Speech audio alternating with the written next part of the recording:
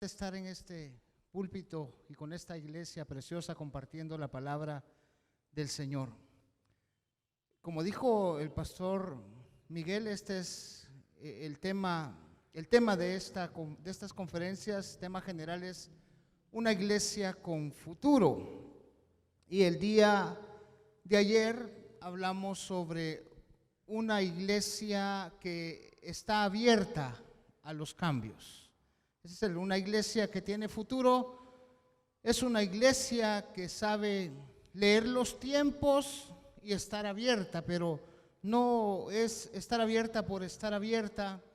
Hablamos que la iglesia que está abierta debe tener la actitud correcta, no una actitud de rechazo frontal a la cultura, tampoco una actitud de recibir o aceptar todo lo que venga de la cultura, sino que debemos ser críticos con nuestro entorno y no perder la pertinencia para saber dialogar y siempre estar conectados, teniendo la posibilidad de presentar el Evangelio de Jesucristo, como los hermanos de Berea, ¿no? Los hermanos de Berea en el primer siglo, pues aunque el apóstol Pablo es el que les estaba predicando, enseñando sobre su palabra, pues ellos fueron y verificaron en las Escrituras y de ninguna manera Pablo se molestó porque ellos hicieran eso. Es más, en alguna de sus cartas Pablo escribe algo así como examinadlo todo y retened lo bueno. Así que como iglesia debemos tener la actitud correcta, no rechazo frontal, sin sentido, sin crítica, porque el rechazo nos puede quitar la pertinencia, y tampoco aceptación ingenua, totalmente abiertos, porque eso puede producir que nos diluyamos en la cultura, que es algo que constantemente estamos viendo en nuestro entorno. Así que debemos saber responder y hay criterios que nos ayudan a saber responder. Sobre todo el criterio bíblico que nos alumbra nuestro caminar. La iglesia navega a través de la historia y por medio de la escritura, que es tan vigente hoy como cuando se escribió, que ha superado culturas, crisis y diferentes eventos a través de la historia y mantiene su pertinencia. Pues igual hoy, dice Pedro en una de sus cartas, hacemos bien con estar atentos a la palabra de Dios como a una antorcha que alumbra en la oscuridad.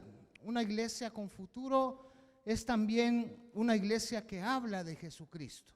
Hablamos de defendernos, de saber responder, de mantener la conexión con el mundo, con la cultura, pero también tenemos que atacar, y la manera de atacar es con el Evangelio, y de eso vamos a hablar en esta noche. Una iglesia con futuro es una iglesia que habla de Jesucristo. Les voy a invitar a buscar en el libro de los Hechos, capítulo 1, vamos a leer un solo versículo, es el versículo 8.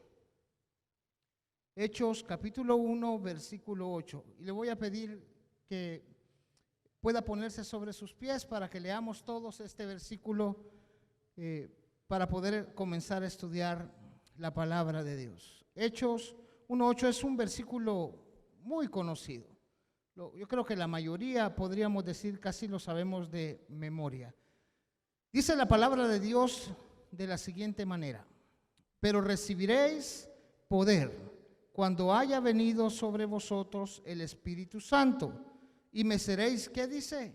Testigos en Jerusalén, en toda Judea, en Samaria y hasta lo último de la tierra.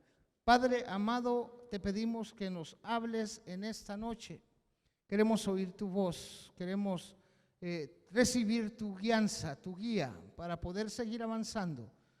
No dejamos de darte gracias por tu fidelidad manifestada hacia esta iglesia y por todo lo que tú has hecho a través de ella, como medio, como agente del reino ubicada acá, en este lugar, por planes que comenzaron en tu corazón y que se ejecutaron por medio de la convicción de hombres tuyos que creyeron en esos planes y que inclusive estuvieron dispuestos a dar la vida para que esto sea una realidad. La gloria sea para ti en todo, en el nombre de Jesús oramos, amén y amén. Pueden tomar asiento, amados hermanos. Una iglesia que habla de Jesucristo. Le cuento que de Jesucristo casi todos hablan de Jesucristo. Hay miles de iglesias solo en El Salvador que los días domingos por la mañana o por la tarde están hablando de Jesucristo, están contando algo de Jesucristo, pero cada una de esas iglesias tiene algún enfoque y hablan de Jesucristo, pero no necesariamente testifican de Jesucristo. A veces falta algo, a veces se predica un evangelio que no sería evangelio porque no tiene el elemento principal del evangelio, que es la cruz. Y mucha gente inclusive levanta su mano o pasa al frente en las iglesias, hacen una profesión de fe ante ofertas como, mire, venga Cristo y su familia se va a restaurar, o venga Cristo y usted puede sanar de su enfermedad, o venga Cristo y usted va a encontrar trabajo, o venga Cristo y le irá mejor en esta vida. Ese no es el evangelio. Aunque es cierto, y Dios nos ha llenado con sus favores de todo tipo a través de la vida, esa no es la predicación del evangelio, pero está muy presente en nuestros púlpitos, y por eso hay tantas personas que dicen que son cristianos. Y todos decimos, si yo pregunto, todos diríamos, soy cristiano. Y eso está bien, siempre y cuando nuestra fe esté fundamentada en el genuino evangelio del Señor. Por eso quiero cambiar la palabra hablar por testificar. Si en lugar de decir una iglesia que habla de Jesucristo, yo voy a usar la palabra una iglesia que testifica de Jesucristo, que es un tanto diferente. La palabra griega que aparece en Hechos 1:8, que es para lo que recibimos el poder del Espíritu Santo, es ser testigo, es martureos, que significa ser mártir. Es la misma raíz para mártir. Y ciertamente muchos de nuestros hermanos en el primer siglo vivieron esto de primera mano y pagaron altos precios para poder participar en la propagación del evangelio. Recuerdo el caso del apóstol Pedro, por ejemplo. El apóstol Pedro le falló al Señor. Recuerdan que él lo negó 3 veces, ¿sí? Luego él se encuentra con el Señor. Uno puede leer eso en Juan capítulo 21. Y él se encuentra con el Señor que está a las orillas del mar de Genesaret, y cuando lo ve andando él pescando, el Señor le habla y dice, hijitos, ¿tienen algo ustedes de comer? Y él le dice, pues no hemos pescado nada. Y él les dice, bueno, echen las redes, y sacan una cantidad de peces importante. Y luego a Pedro se le ilumina la mente y lo reconoce y dice, ese es el Señor. Y cuando lo reconoce, pues él medio vestido porque no tenía su capa, se va corriendo por el mar y llega con el Señor, y el Señor empieza a hablar con él pidiéndole una respuesta a la pregunta, Pedro, ¿me amas? Se lo pregunta 3 veces.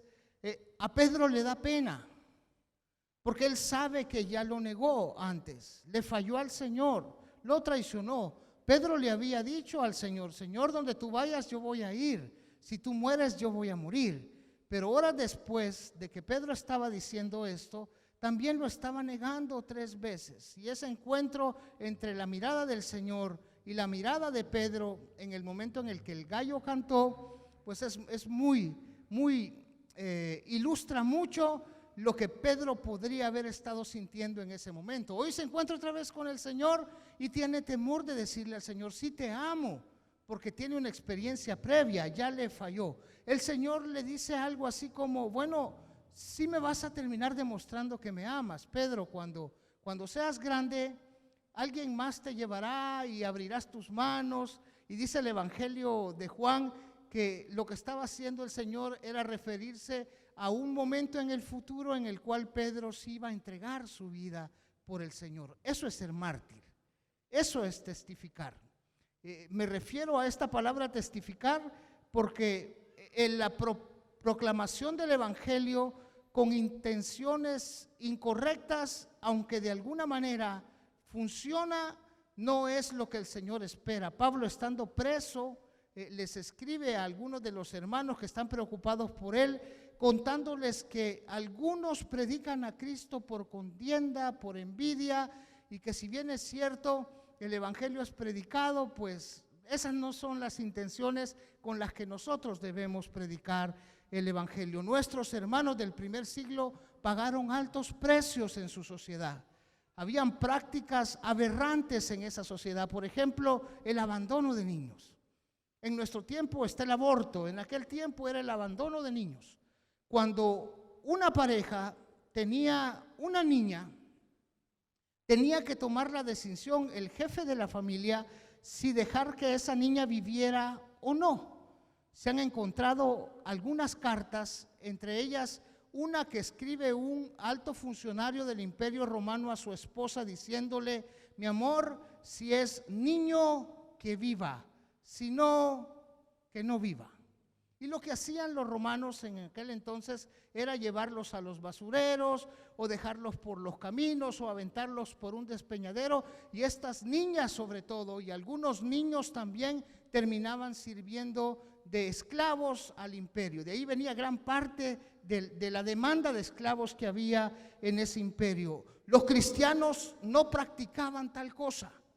Ellos se comportaban de una manera diferente. Esa es la demanda del evangelio. Por ejemplo, esa frase que Pablo le escribe a Timoteo diciéndole: los que quieren ser obispos deben ser maridos de una sola mujer. De una sola mujer. En ese tiempo, el padre de familia podía tener varias mujeres. Podía tener esclavas, concubinas y su esposa. Y ellos libremente eran aceptados por la sociedad. No había ningún problema con esa práctica. A los cristianos se les demanda un comportamiento distinto. Ellos deben testificar no solo con lo que dicen, sino con lo que viven, y combinando las dos cosas también, de tal manera que la proclamación se convierta en algo poderoso que está fundamentada sobre un testimonio, sobre una base de comportamiento específico. Eso es testificar. Eso es lo que necesita nuestra sociedad. Iglesias que testifiquemos de Jesucristo. Muchos de las personas que fueron cristianos en el primer siglo tuvieron que pagar con su vida. En el Imperio Romano se les permitía pertenecer a cualquier religión. Eso no era ningún problema. Cualquiera podía pertenecer a cualquier religión, pero todos debían participar del culto al emperador. Y el culto al emperador implicaba algo así como una confesión de reconocimiento de que César era Señor. Eso mantenía al imperio unido. ¿Se imaginan el problema en el que se metían nuestros hermanos en Cristo cuando ese culto se celebraba en una ciudad determinada? Ellos tenían que negarse a confesar que César es Señor, porque ellos tenían una confesión que es la misma que nosotros tenemos: Jesús es el Señor. Y muchos terminaron en el circo romano. Muchos terminaron alumbrando las fiestas de emperadores como Nerón, que se divertía matando cristianos y encendiéndolos para que alumbraran sus banquetes. ¿Imagina usted la perversidad que rodeaba a esa cultura? Pues esos que estaban alumbrando este banquete solían ser algunos de nuestros hermanos en Cristo. Hablar no es todo, sino más bien lo que tenemos que hacer es testificar. Un mártir de la iglesia, un padre de la iglesia que se llamaba Tertuliano, dijo la siguiente frase: la sangre de los mártires es semilla. Y eso sigue siendo vigente hoy. En la historia de esta iglesia deben haber personajes que entregaron su vida, que dejaron sus países, que estuvieron dispuestos a todo, a testificar, al punto de llegar a la cruz del Calvario con tal de que el evangelio del reino avanzara. Es una iglesia con futuro aquella que está dispuesto a testificar de Jesucristo. Y quiero decir tres cosas que tienen que ver con este ejercicio de testificar, que la iglesia y que cada uno de nosotros como creyente debe tener siempre en mente. La primera de ellas es la siguiente: la base de nuestro testimonio proviene de nuestra experiencia con Cristo. Repito, la base de nuestro testimonio proviene de nuestra experiencia con Cristo. Por eso Pablo es repetitivo. Usted lee el libro de los Hechos y se va a dar cuenta que Pablo predicaba el mismo sermón en todos lados. Uno a veces se preocupa y llega a una iglesia y dice, ¿no será que este sermón ya lo prediqué en la iglesia o algo parecido? Y, bueno, Pablo, él contaba lo que Cristo hizo con él, quién era antes, quién es hoy y a qué se dedica. Ese era todo el testimonio que Pablo daba, esa era la forma en la que él testificaba en la base de su experiencia acerca de lo que Cristo había hecho. Quiero que me acompañe a Colosenses capítulo 1, mi hermano. Colosenses capítulo 1, para entender un poquito el tema de la experiencia. ¿Qué es lo que pasó en nuestras vidas cuando Cristo nos encontró? Voy a leer desde el versículo 9.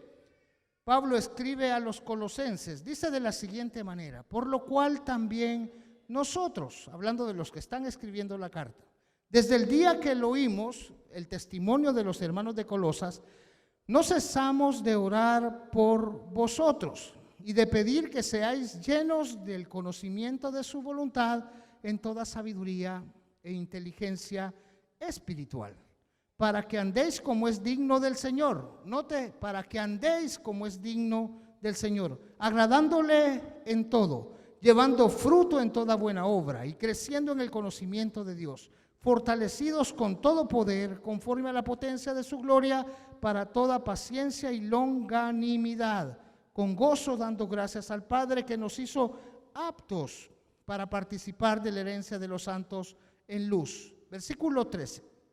El cual, es decir, el Padre, nos ha librado de la potestad de las tinieblas y trasladado al reino de su Hijo amado. Repito el versículo 13, el cual nos ha librado de la potestad de las tinieblas y trasladado al reino de su amado Hijo, en quien tenemos redención por su sangre, el perdón de los pecados. Todos tenemos esta misma experiencia en Cristo.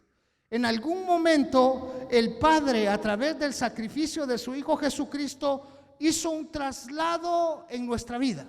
Nos trasladó de un lugar a otro lugar. El lugar donde estábamos era el reino de la potestad de las tinieblas, donde nosotros vivíamos muertos en nuestros delitos y pecados, sin tener una luz, una dirección, sin saber a dónde íbamos, totalmente desesperanzados, prácticas pecaminosas que destruían nuestra vida, nuestra familia, nuestra sociedad. Eso éramos nosotros. Ahí estábamos todos, unos más pecadores que otros. Incluso a mí me encanta esa parte de la Biblia que dice: al que mucho se le perdonó, mucho amó, porque me identifico plenamente con esa parte. Ahí estábamos.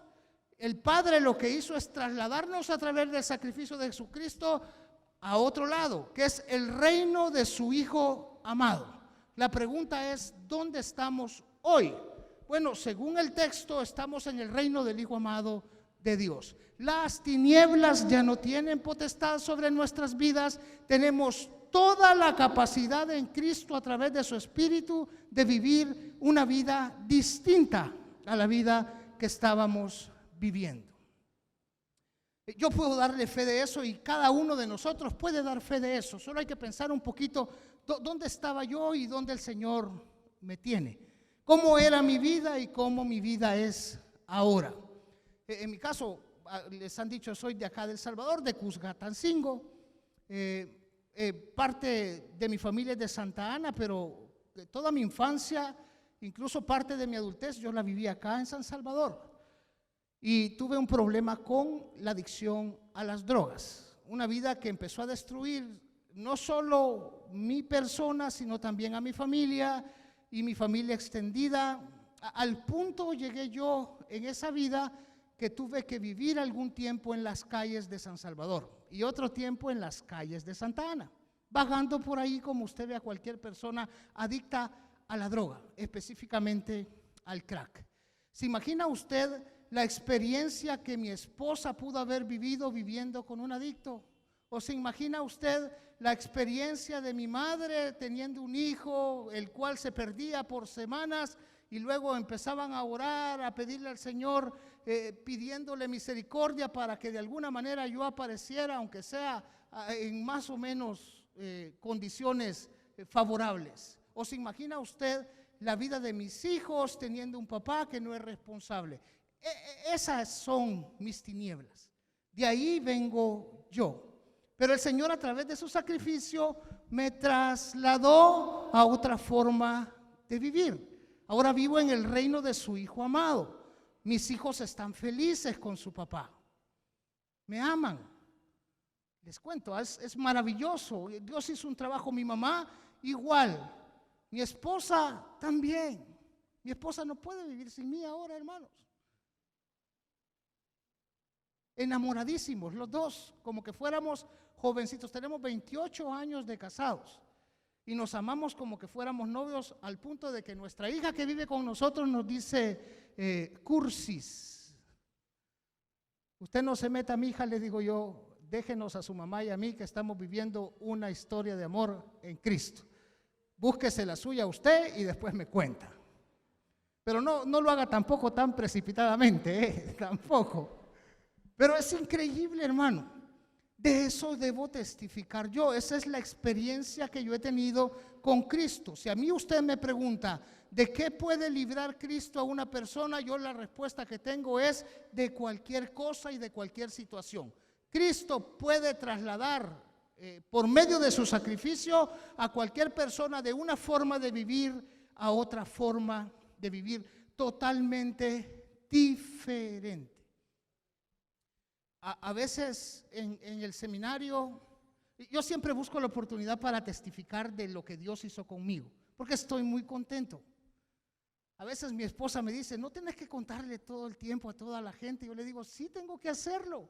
Es lo que Cristo hizo conmigo. Pero a veces la gente no me cree.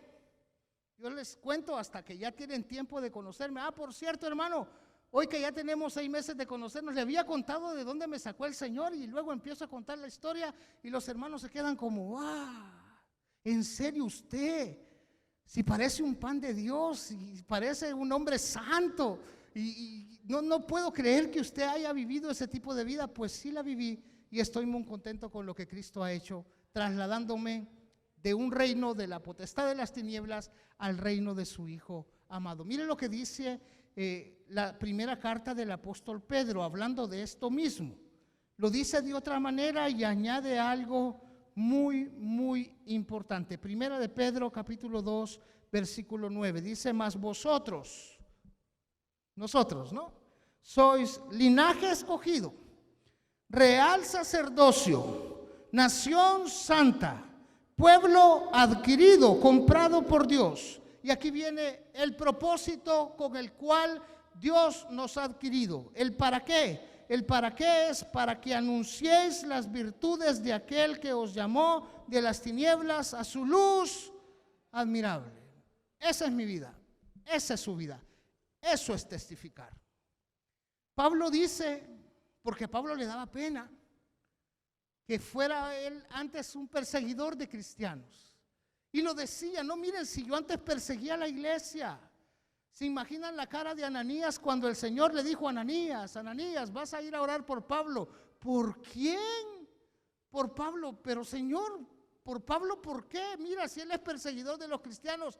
Ananías, Pablo me es instrumento útil. Y por eso él estaba constantemente diciendo, ese es el propósito con el cual Dios nos ha rescatado de las tinieblas al reino de su Hijo amado, para que demos testimonio de las virtudes de aquel que hizo ese trabajo que nadie más podía hacer. Si hacemos esto, todo lo que digamos será poderoso. Todo. Usted cuéntele. En su entorno, en su trabajo, usted va a encontrar personas que están viviendo problemas tal vez similares al suyo. Y tal vez usted no dice mucho de lo que Dios ha hecho, pero cuando uno dice mucho de lo que Dios ha hecho, de repente alguien se le va a acercar y le va a decir, ¿qué ha hecho Dios con usted? ¿Cómo Dios lo sacó a usted de este problema o de este otro? Entonces se habrá una puerta, se abrirá y usted podrá testificar de lo poderoso que es Dios para sacar a una persona de las tinieblas y pasarla a la luz. No para enriquecer a una persona de la pobreza a la riqueza, aunque eso también es cierto, la prosperidad de Dios es enseñada en la Biblia, pero no es el eje del evangelio. Más bien, el eje del evangelio es la salvación que Dios ejecuta sobre todos aquellos que estábamos muertos en nuestros delitos y pecados. Una iglesia que habla de Jesucristo lo hace sobre la base de su testimonio, su experiencia. Pero una iglesia que testifica de Jesucristo tiene un contenido claro en lo que dice. Mire lo que dice 1 Corintios 2, 1 al 2. No necesita uno tener una elocuencia así admirable, ¿no? Recuerdo, ustedes han oído hablar del pastor David Ormachea. Sí, David Ormachea creo que estuvo con algunos programas de familia, matrimonio. Es un pastor chileno muy, muy bueno y es muy elocuente. Recuerdo estar en una predicación de él y todos estábamos pero admirados con lo que él estaba diciendo. Y él iba a terminar ya su sermón y bueno, luego nosotros estábamos como, no termine, pastor, por favor siga, queremos seguirlo oyendo. Y él percibió algo así como una admiración sobre su persona más que sobre el Señor y dijo lo siguiente: estos sermones que yo estoy predicando no tienen en ninguna manera el propósito de ser alabados, tienen el propósito de presentar a Jesucristo como Señor y Salvador para todos aquellos que lo necesiten. Es el contenido lo importante de nuestro testimonio. Dice un teólogo norteamericano que vive en Costa Rica: la belleza de la proclamación del Evangelio de Jesucristo no está en su formato, sino en su contenido. Lo bello es lo que contiene el Evangelio, no la forma en la que yo lo presento. Uno estudia en los seminarios homilética y otras técnicas para comunicar bien, y eso está bien, siempre y cuando no compita con el contenido, que la gente no escuche una gran elocuencia en el discurso, pero sin el contenido del Evangelio, el contenido fundamental que Pablo les menciona a los hermanos de Corinto. Miren lo que dice 1 Corintios 2, versículos 1 al 2. Así que, hermanos, cuando fui a vosotros, les dice Pablo, para anunciaros el testimonio de Dios, nota, el testimonio de Dios, no fui con excelencia de palabras o de sabiduría, pues me propuse no saber entre vosotros cosa alguna, sino a Jesucristo y a este crucificado. Ese es el contenido del Evangelio. Un evangelio sin cruz no es evangelio. Un evangelio sin arrepentimiento no es evangelio.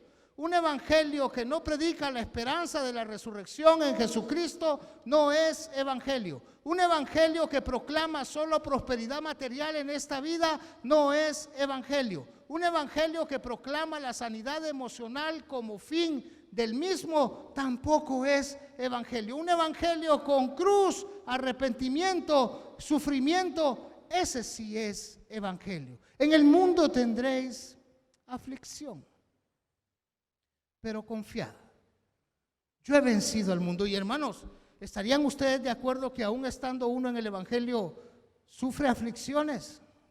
Yo tengo las mías, A veces me da pena con el Señor, me da un poquito de pena porque las aflicciones que uno pasa pues no son comparables con las bendiciones que el Señor le da, ¿no? Yo hago hemos pasado pruebas con mi familia, situaciones muy difíciles, diagnósticos comprometedores, sobre todo con el caso de mi esposa, expectativa de sombra de muerte en la casa, clamor al Señor para que nos dé una solución. Hemos pasado todo ese tipo de situaciones, pero también hemos vivido la bendición del Señor abundantemente.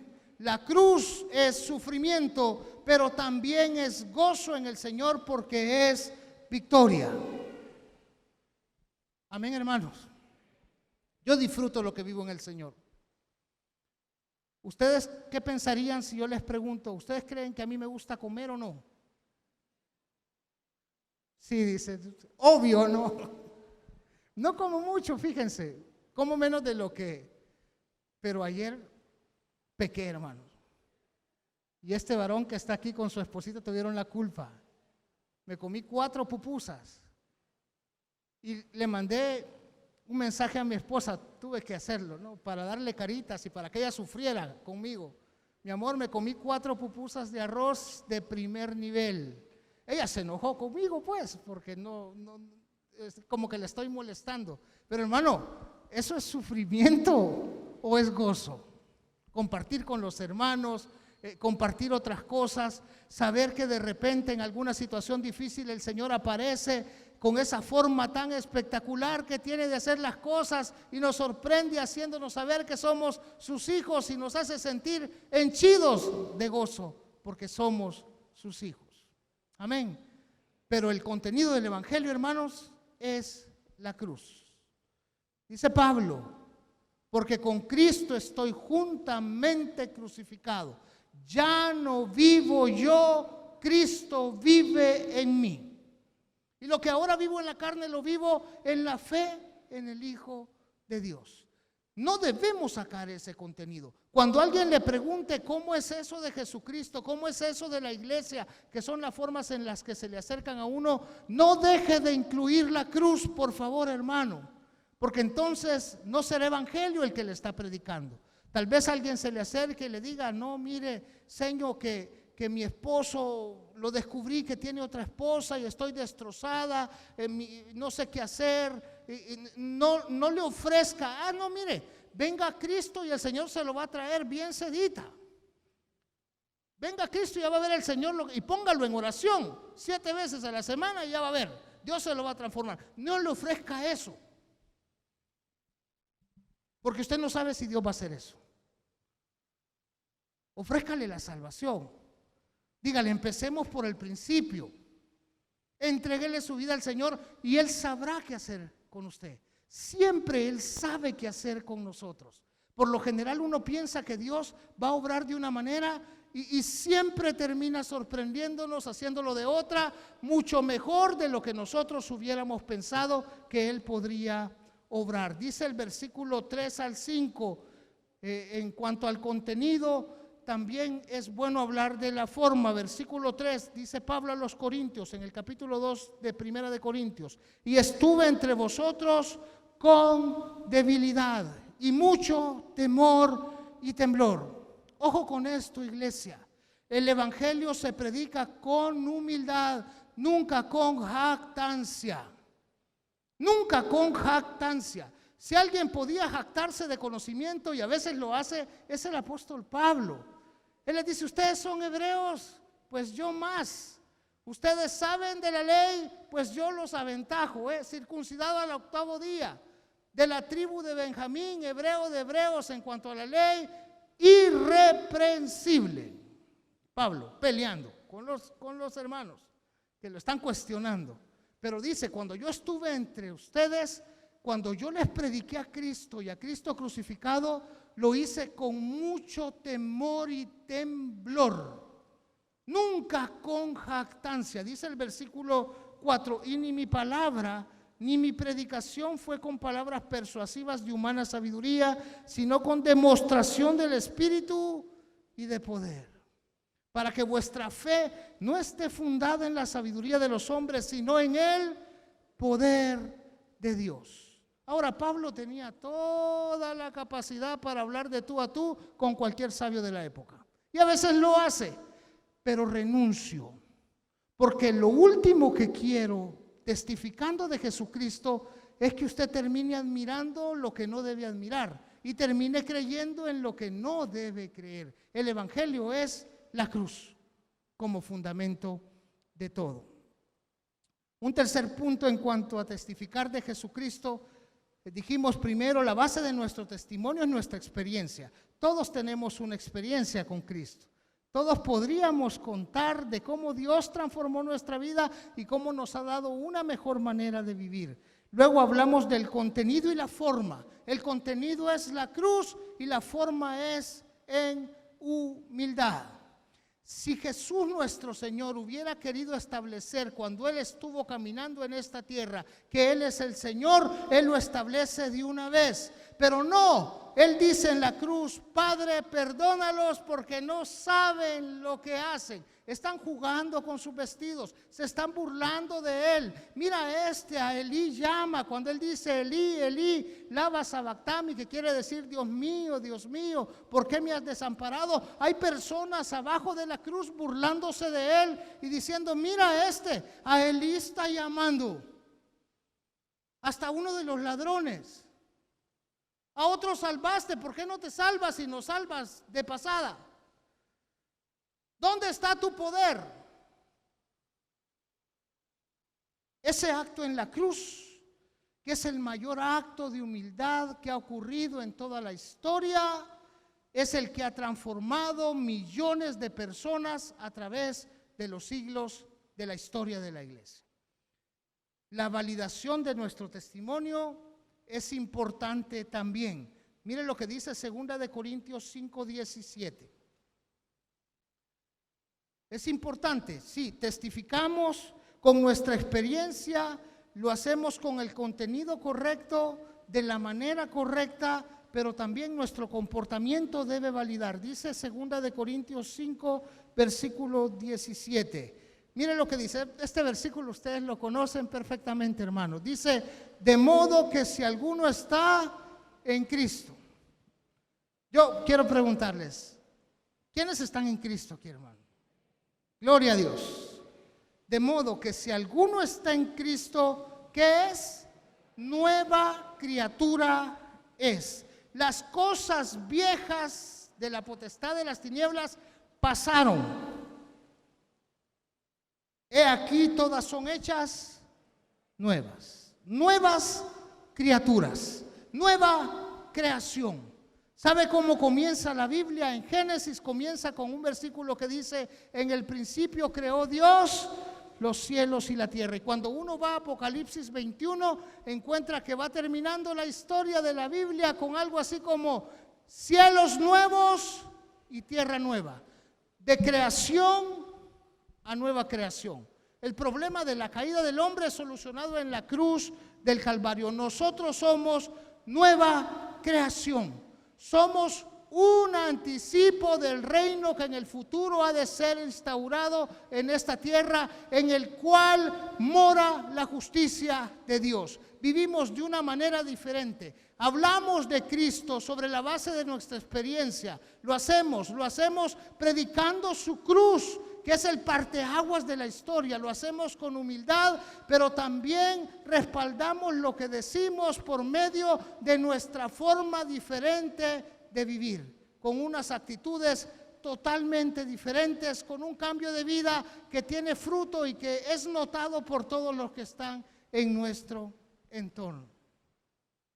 Cuando me iban a ordenar como pastor, el que fue mi pastor por muchos años, él se llama Roger, me llamó a su oficina y me dijo: te vamos a ordenar, eres candidato, pero por favor el próximo sábado a las 3 de la tarde quiero a toda tu familia aquí, en mi oficina.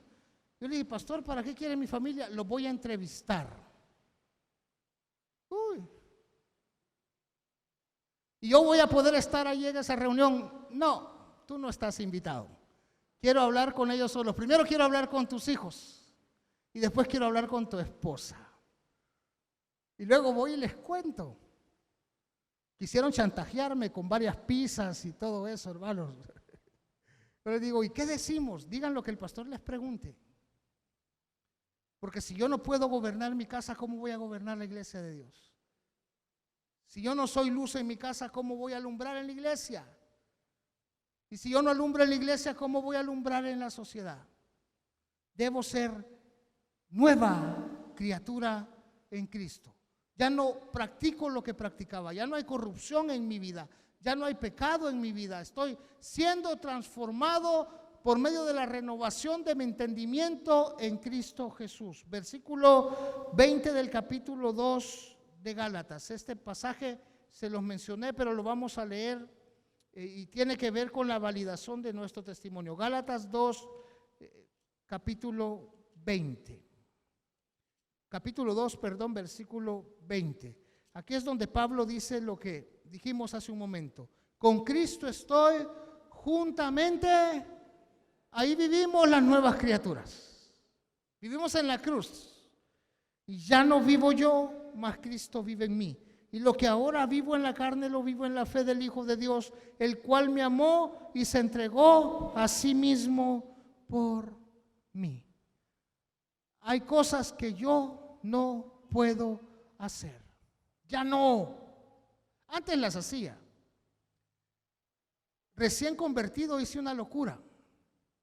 Como bien alguien dijo de los pastores, yo siempre le fui al FAS. ¿Ustedes han oído hablar del FAS? Club Deportivo FAS. FAS tú puedes y no puede nada ya, hermanos. Ya no gana nada. Pero yo lo he seguido desde mi infancia al FASito. Y un día le dije a mi esposa recién convertido, mi amor, te voy a llevar al estadio, vamos a ir a ver la final del FAS. Y la llevé. Y a ella no le gusta el fútbol, hermano. Para ella el fútbol es un sinsentido. Pero yo la tenía ahí, le compré carne y dije, vamos a ver el partido. Se fueron a los penales. Y el FAS comenzó a perder el partido. Y vengo yo enfrente de mi esposa, levanto mis manos al cielo, mire mi inmadurez y le digo, Señor, si el FAS queda campeón, yo te prometo a ti que no vuelvo a un estadio para ver un partido de fútbol. Y el FAS se repone y queda campeón, hermano. En serio, he tenido la tentación de volver a ir al estadio, pero me detengo, fíjese. Y si digo a veces bromeando, bueno, tengo ganas de ir al estadio a ver un partido de los cremas con los rojos allá, mi esposita rápido me voltea a ver, eso ya no lo haces vos. No es que esté diciendo que ver fútbol sea malo, pero realmente, hermano, no tengo tiempo. ¿Los partidos qué días son?